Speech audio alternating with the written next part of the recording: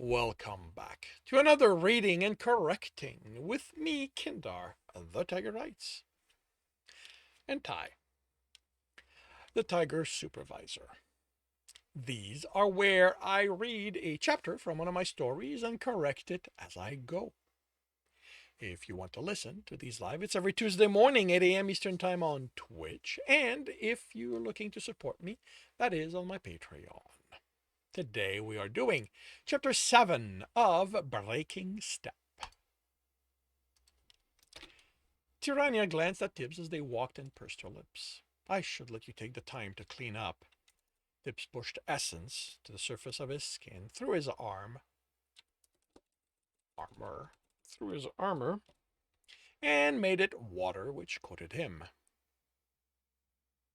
He moved the water to his hand, and it brought with it the blood, dirt, and anything else that had been on him. He absorbed most of the water back, leaving only enough to keep the foreign matter suspended in the now darkish liquid. He could absorb all the essence, leaving the rest to drift to the floor, but he suspected Tirania would be displeased. She raised an eyebrow at the display. That's a rather pedestrian use of your element.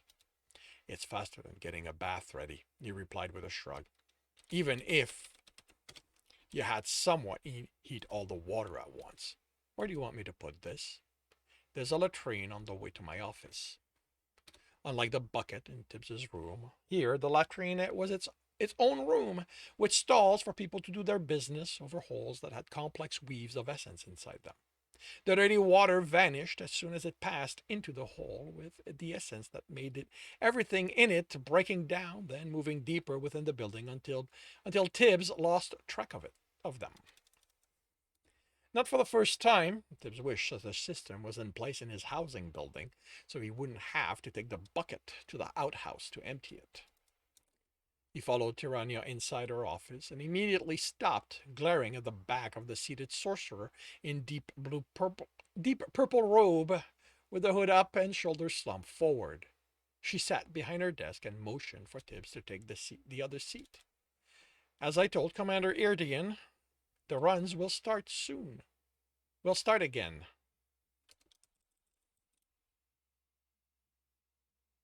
All right, I need to go back. I'm going to make a slight change. Wonder when to go into the dungeon. I'm going to remove the tomorrow. I'd rather leave it a little vague as to when things are restarting. As I told Commander Irdian, the runs will soon start again. Tibbs forced himself to look away from Dawn, who hadn't acknowledged his presence as he sat down and made note of the guard. This is no longer. This was as he sat. And quite literally, when I wrote it, I had not set Tirania to mention Irdian names in the previous chapter. I changed that yesterday, if I remember correctly. I've sent for the new batch of Omegas, and they should be here within days. But there are enough runners to form teams and have runs until then. With the training defending the town provided, I expect everyone will find their floor easier, and it'll be years before the dungeon has the fourth floor. She stippled a finger. Steepled?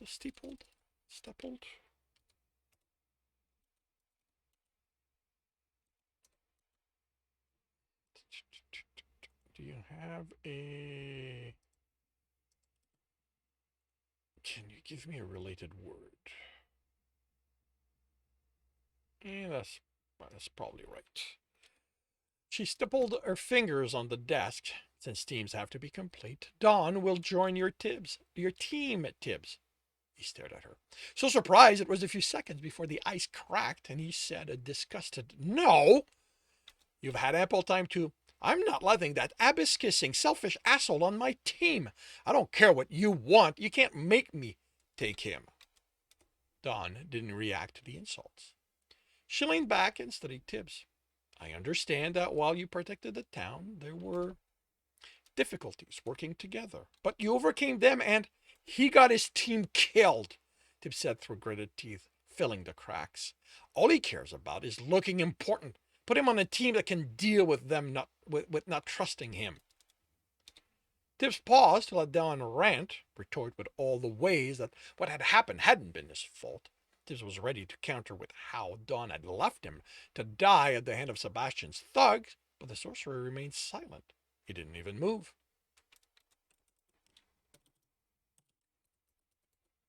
If not for sensing the essence coursing through the man, Tibs might have wondered if he died while waiting for them to arrive. You don't have a sorcerer, she pointed out. I'll find one. You had ample time. You're the only team with a role that isn't filled, and Dawn is the only sorcerer who isn't assigned to a team. Then we'll do our runs without a sorcerer until more arrive to or gain their element. A team must have 5. We'll get someone else, Tib snapped, then fought against showing the strain of keeping the cracks in the ice from widening. She shook her head. While I'm allowing repeats for most teams who can't fill every role, much like before the clerics arrive, you're a special case. I need your team to be complete for your run. Then we'll pass on the run until there are other sorcerers. No. You saved this town, both of you. So it's only just that you go first. You are a symbol of what can be done by working together. Tibs snorted derisively, but he also wondered why Don wasn't reacting to the praise. The man lived to drink in people saying how important he was. You can't make me take him, Tibs snarled. She leveled a gaze on him. Do you prefer I assign your friends to different teams so I can make one for you that won't include Don? You can't do that, Tibs said in a stunned surprise. She smiled. I'm the guild leader, Tibs. I can do whatever needs to be done to ensure the guild prospers. Right now, we need the boost to morale having the two of you on the same team will bring, so that even in adversity, the guild succeeds. But if Don's mistakes are such that you can't work with him now that the danger is past, I am certain I can use how each of you chose to lead a team to greatness as a motivator. You can't do everything you want, Tib said before he could stop himself, then ignored the lack of light on her words as she continued. You don't lead the guild. There's someone giving you orders. That's why there's a new guard leader. Just because she hadn't lied didn't mean what she said had to be true. Of course someone gives me orders, she replied with a chuckle. The guild is much too large for me to be in charge of all of it. And yes, they assigned Erdian when Harry vanished. They found out before I realized it. I was too busy making the arrangement for the new Omegas to be sent here. But this dungeon is my responsibility. Here, I have the authority to do what I see fit to strengthen the guild. She steepled her fingers again. What will it be, Tibs? Will your team be the team of heroes? Or will I have 5 teams led by heroes? Tibs forced aside her acknowledgement she wasn't in charge of everything and focused on the ice so he could think. His plans weren't formed, so having to change his target could be accommodated and was for a future time. Dawn was what he needed to deal with now, and she wasn't giving him any choice. He filled the crack as they forced. He filled the crack as they.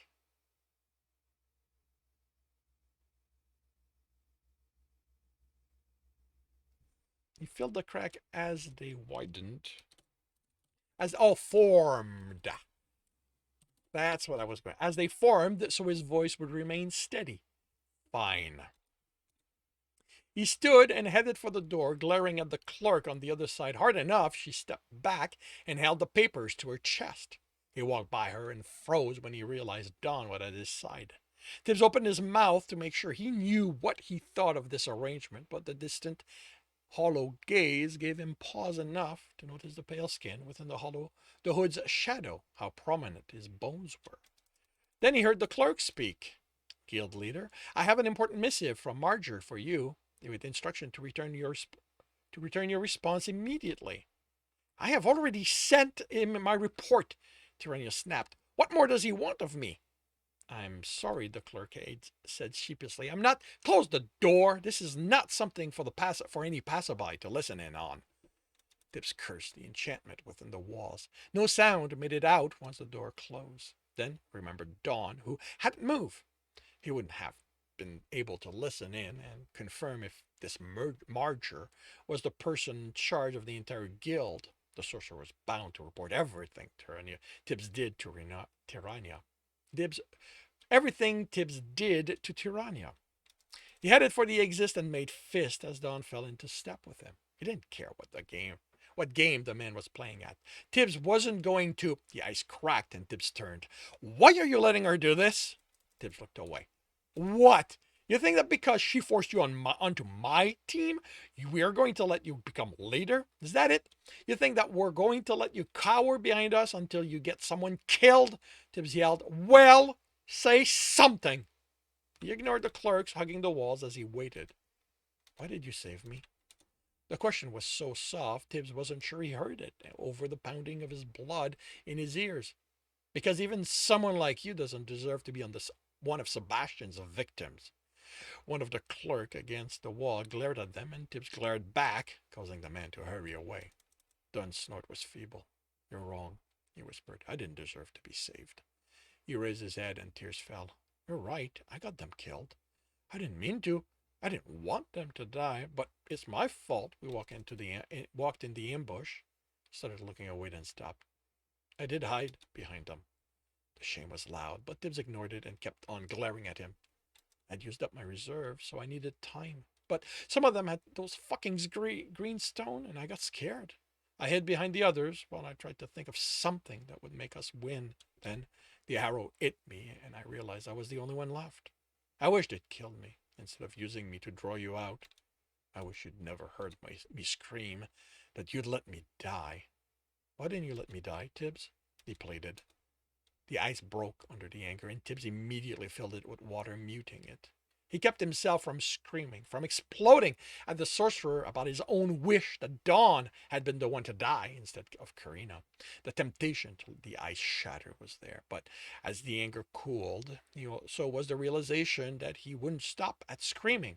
If he exploded, it would be literal. And then Tibbs would be a prisoner of the guild for the rest of his life. Too many people had died already, he said, after letting a breath out. Too many had kept on dying. You should have saved someone else. I ran away from that fight and left you to die. You should have done the same to me. Tib snorted. I survived it. Not because of me, Dawn whispered. That doesn't matter. He'd still have survived with Dawn there. With his help, it simply wouldn't have been as fun, as satisfying to be able to as satisfying to have to use only water. The sorcerer dried his eyes. That's why I didn't say anything. I want to learn how to do that. Not care how someone wronged me so I can do the right thing. I care, Tibbs growled, the ice cracking. Don looked at him in surprise. Then I want to know how you do that. That the right thing, even when you hate me. Is this a joke? Jekyll demanded as Tibbs reached their table at the inn accompanied by Dawn. Maz watched in dismay. It's that, Tibbs answered, dropping in a chair, or Tirania splits us up so we lead different teams. This was her idea? Jekyll looked at Dawn suspiciously. Said it's to show people how well the guild works, help with morale. He motioned to a server. A new batch of Omega is on the way. Jekyll nodded, not looking away from Dawn. Figured as much with the tents and everything they put up in front of the dungeon. Are you sure you want him? I don't, Tibbs snorted, but I'm not letting the team be broken anymore. Sit down, Jekyll pointed to a free chair. I'm not craning my neck while telling you I'm not taking any of your bullshit. You tried to order us during the run, and I'm going to throw you at the monster so hard enough you'll both break. Is that clear? Don nodded and sat. The server placed a plate before Tibs and Don, to both their surprise. Then she placed the tankard before moving on. She placed the tankards before moving on to other customers. Maz looked after her for a moment, then back at them, his expression serious concern. His expression concern. You're going to have to tell Krosef, he said.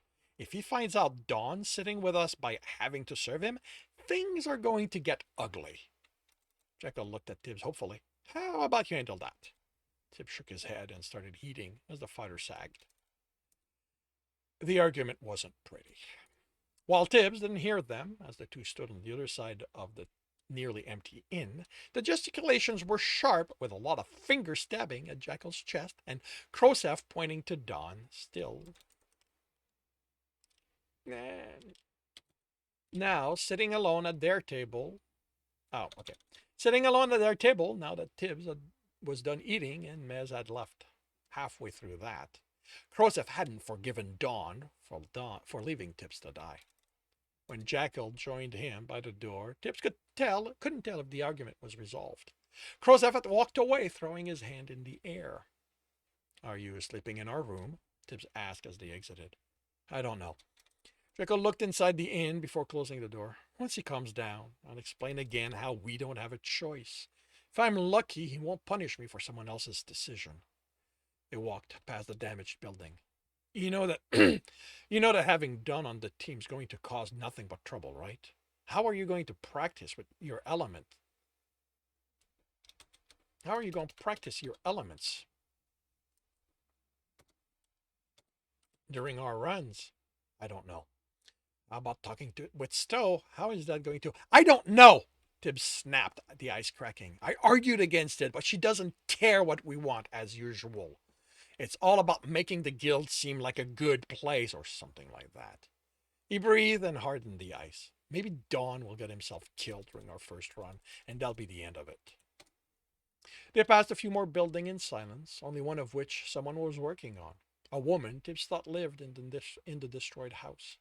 So, Jekyll said, how about Don getting killed during the run? How much help should we give the dungeon in making that happen? Tibbs closed his eyes and focused on holding the ice together. None. With how much he and Don hated each other, Tibbs didn't think there would be anything he could tell her. And at this point, I need to could tell Tiranya that would convince her it had simply been Don failing one of Stowe's tests. He was going to have a hard enough time working out if this Marger was the real guild leader or not, who they were, without having her also angry at him. As much as he hated the idea, Tibbs was going to have to ingratiate himself within her good grace until he had all the information he needed and had a plan to bring them here so he could administer one deadly blow to the guild.